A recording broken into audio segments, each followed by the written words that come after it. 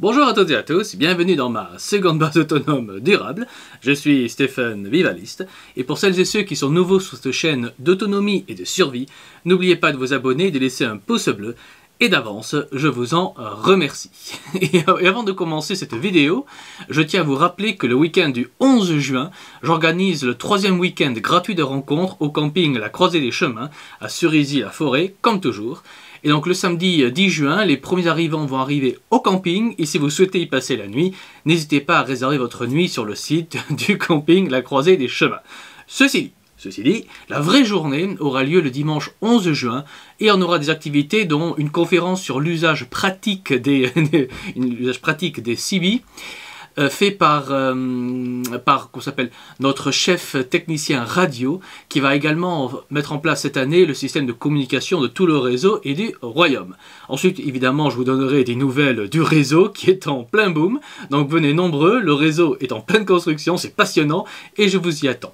Et pour vous inscrire, c'est tout à fait facile et gratuit, il vous suffit de m'écrire à l'adresse mail qui est sous la vidéo dans le descriptif afin de vous réserver une place, car seulement ceux qui sont sur la liste peuvent participer au week-end gratuitement. Voilà, donc la petite pub est terminée, revenons donc à la vidéo du jour. Et donc aujourd'hui nous allons parler d'un sujet en fait qui est beaucoup moins drôle, qui est très grave et qui va vous impacter vous personnellement. Donc écoutez bien cette vidéo jusqu'au bout, écoutez bien cette vidéo parce que c'est vraiment très important, Abonnez-vous bien à la chaîne pour nous aider, ça ne prend qu'un clic et laissez un pouce bleu pour me faire plaisir, car un pouce bleu c'est comme un sourire, c'est gratuit et ça fait toujours plaisir, et je vous en remercie. Et donc aujourd'hui nous allons parler d'un sujet qui est beaucoup moins plaisant, comme je le disais, et c'est d'un risque d'une vraie pandémie sérieuse avec un taux de mortalité atteignant les 2/3. Et ce risque augmente malheureusement pour atteindre un niveau alarmant. Alors vous devez sûrement penser à la peste chinoise qui a ravagé nos terres et suspendu de boulot, on va dire, plus de 15 000 personnes du personnel en France. Mais passons, bref, ça ne semble plus un sujet trop à la mode, la peste chinoise. Ceci dit, le nouveau danger ne vient pas du retour de la grande peste chinoise, mais de la grippe aviaire qui est en train de muter artificiellement ou naturellement, on ne sait pas encore malheureusement. Ceci dit, ce virus très mortel, et ça c'est très important à retenir, ce virus est très mortel et commence à se transmettre aux mammifères. Et je vous rappelle, également que malheureusement depuis peu une fillette au Cambodge en est morte de ce virus et son père a été testé positif. Donc à partir de maintenant ça peut toucher l'humain. Alors il y a encore 6 mois, la transmission, on va dire, des volailles aux mammifères et aux humains, parce que les humains sont des mammifères, était encore impensable il y a 6 mois. Et pourtant, la grippe aviaire mute à une très grande vitesse et ça a atteint un niveau d'alerte rouge. Alors j'avais déjà fait une vidéo sur ce sujet en me basant sur des bruits de couloirs ici et là que j'avais captés, mais aujourd'hui, ces bruits de couloirs sont confirmés par une instance officielle reconnue, la WOAH, qui est traduit en français, ça donne l'Organisation mondiale de la santé animale. Et je vous invite à aller voir leur site internet et ils sont très intéressants. Bref, l'Organisation mondiale de la santé animale avait publié récemment un rapport clair dans lequel est clairement dit que la grippe aviaire, qui normalement n'affecte que les oiseaux, en gros, commence à muter pour infecter des mammifères. Alors, il n'y avait à l'époque que des cas recensés chez des loutres et des renards, rien qu'en Grande-Bretagne, donc pas si loin de nous. Donc on ne parle pas d'un pays obscur de l'Afrique ou de l'Asie profonde. Non, on parle de la Grande-Bretagne, rien que ça. Mais depuis peu, une fillette au Cambodge est décédée de la grippe aviaire et c'est un événement immense qui est complètement passé sous silence, comme le fait que son père a la maladie au moment où je fais cette vidéo. Et cela veut dire que maintenant, la grippe aviaire est compatible avec les humains. Et si cette grippe, très mortelle je le rappelle, atteint la Chine, qui est en conflit avec les États-Unis, là, les morts se compteront en centaines de millions. Et à terme, ça atteindra l'Europe et fera au bas mot des centaines et des centaines de milliers de morts rien qu'en France.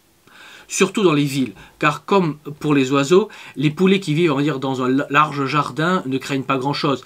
Mais les élevages où plus de 15 000 poules vivent sur 120 mètres carrés, là c'est une toute autre histoire. Et comme cette crise est prise très au sérieux par les élites mondiales, entre le 1er octobre 2022 et le 20 janvier 2023, une étude très officielle a été faite par l'Organisation mondiale de la santé animale dans 79 pays et sur 10 000 cas de grippe aviaire étudiés, 119 cas sur 10 000 donc, seraient détectés chez des mammifères. Donc autrement dit, 1,19% des cas de la grippe aviaire sont détectés chez des mammifères. Je vous rappelle que l'humain est un mammifère.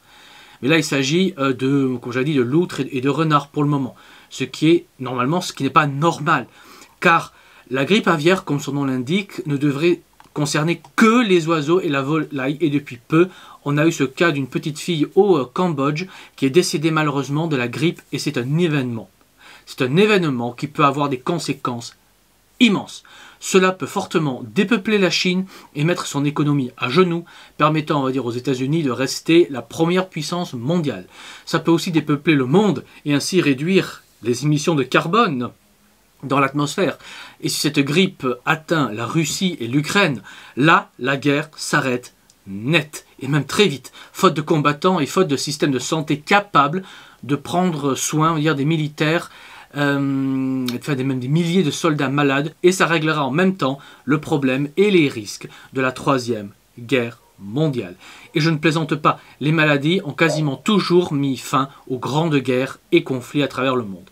Donc cette grippe pourrait rendre service à une certaine idéologie, mais cette grippe n'est pas une invention. C'est ça le truc. Cette grippe n'est pas une invention, elle est bien réelle malheureusement, et comme normalement la grippe aviaire ne devrait pas pouvoir se transmettre à l'humain, forcément quand la pandémie va nous frapper, nombre de personnes refuseront d'y croire et de se préparer, refuseront les médicaments et les fléchettes dans le bras, car ils penseront que ce sera encore un pétard mouillé comme la récente pandémie dont on n'a pas le droit de parler, qui fit beaucoup de bruit pour au final pas grand-chose.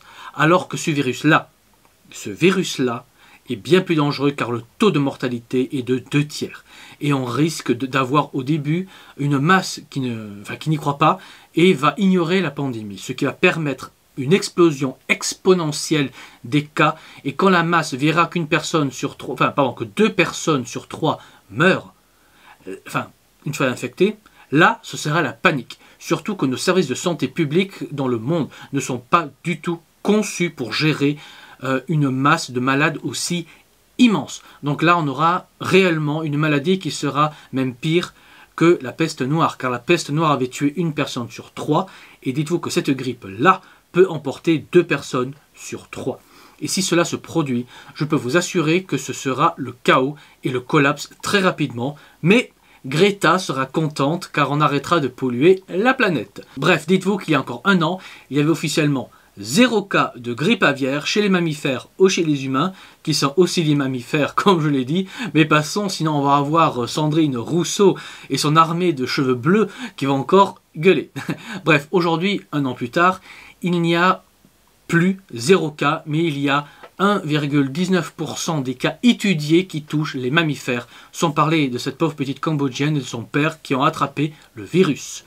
Donc si le virus continue à muter dans notre direction, on aura bientôt une pandémie très sale qui aura des proportions bibliques. Mais il se peut très bien aussi que la mutation cesse ou aille dans une autre direction. Car au moment où je parle, ou au moment où je fais cette vidéo, les jeux ne sont pas encore faits. Donc peut-être que si on montre au virus des LGBT+, ou des femmes à barbe, le virus va se dire « mais c'est quoi ce bordel ?» et ira dans une autre direction. Je plaisante évidemment, mais plus sérieusement, ce qui est sûr aujourd'hui, ce qu'on sait de manière scientifique et certaine, est que la mutation du virus va dans la mauvaise direction et a passé un cap déterminant, et c'est de pouvoir infecter les humains, et c'est maintenant scientifiquement fait. C'est une mutation monumentale et très grave. Donc il faut surveiller cette grippe aviaire de très près, il faut surveiller l'État, car je le répète, l'urgence sanitaire en France a été abrogée le 31 juillet 2022, mais jusqu'au 31 mars 2023, le gouvernement peut, via le certificat sanitaire de voyage, remettre une couche sanitaire. Donc jusqu'à cette date du 31 mars, le gouvernement peut déclencher un nouveau confinement général, surtout si le peuple gronde un peu trop contre des réformes diverses et variées que je nommerai pas pour ne pas faire démonétiser ma chaîne.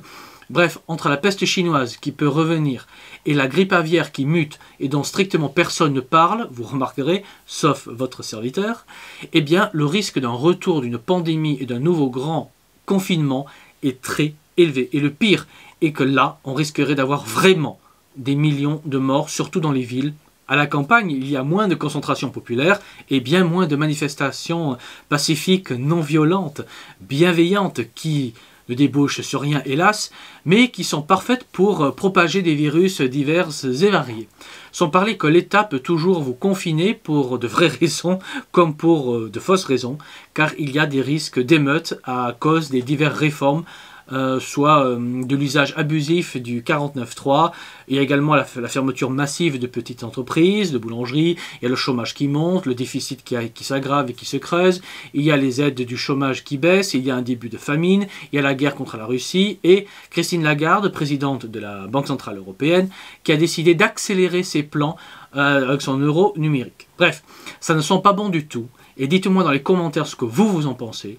En tout cas, moi, je vous encourage à vous préparer sur les 3 niveaux qui sont le court terme, le moyen terme et le long terme.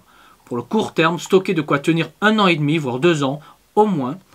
Et ne stockez pas seulement de la nourriture, mais aussi des vêtements, des chaussettes, du savon, etc. pour vous donner du temps et des possibilités pour simplement tenir le temps que les grands changements se fassent. Alors pour le moyen terme, mettez vos mains dans la terre et produisez votre nourriture et travaillez votre autonomie en tout. Et pour vous aider gratuitement, sur ma page Patreon, vous trouverez 36 vidéos gratuites pour vous aider à apprendre l'autonomie. Et si vous prenez un abonnement, quel que soit le niveau d'abonnement, vous aurez accès à d'autres vidéos tutoriels qui vont vous apprendre concrètement comment être autonome en produisant de quoi survivre et améliorer votre vie après le collapse et votre confort après le collapse. Bref, dites-vous qu'avec l'effondrement, le citoyen sera livré à lui-même pour son accès à de la nourriture, à de l'eau potable, à des soins, et j'en passe. Et donc, tout sera extrêmement limité, voire pire. Donc, apprenez aussi la chasse, la pêche, diversifiez vos connaissances et compétences pour être capable de produire ce dont vous avez besoin, etc. Bref, soyez le plus autonome possible, ce qui me mène vers le 3e et dernier point qui est le long terme. Pour le long terme, rejoignez un réseau local ou créez votre propre réseau s'il n'y a pas de réseau local sérieux près de chez vous. Dites-vous que dans tous les cas, vous pouvez toujours rejoindre mon réseau, le réseau que je développe depuis des années maintenant. Et pour nous rejoindre, ça se fait via ma page Patreon. Le lien est sous la vidéo dans le descriptif. Voilà, et pour vous avoir des informations à propos de mon réseau, qui s'appelle le projet La Survie pour tous, alias Le Royaume, je vous invite à aller regarder les vidéos que la couleur verte sur le côté des miniatures des vidéos, car la couleur verte indique que le thème de la vidéo est le réseau, tout comme la couleur jaune indique que le thème de la vidéo est l'effondrement. La couleur bleue, c'est le matériel. Voilà, dites-vous que la survie seule ou en petit groupe a déjà été débunkée depuis des années, et seulement dans un réseau solide, on a une chance de survivre sur le long terme. Donc, plus votre réseau sera organisé comme mon réseau l'est, et plus vous aurez de chances de survie. C'est pourquoi nous rejoindre est de très loin la meilleure idée et le meilleur investissement que vous pouvez faire, mais je vous laisse juge de cela. Voilà, la vidéo s'arrête là, il ne me reste plus qu'à vous dire, comme toujours, n'oubliez pas que dans averti en vaut 2, mais que dans préparé en vaut 4. Donc, préparez-vous, anticipez, et je vous dis à la prochaine fois. Allez, ciao!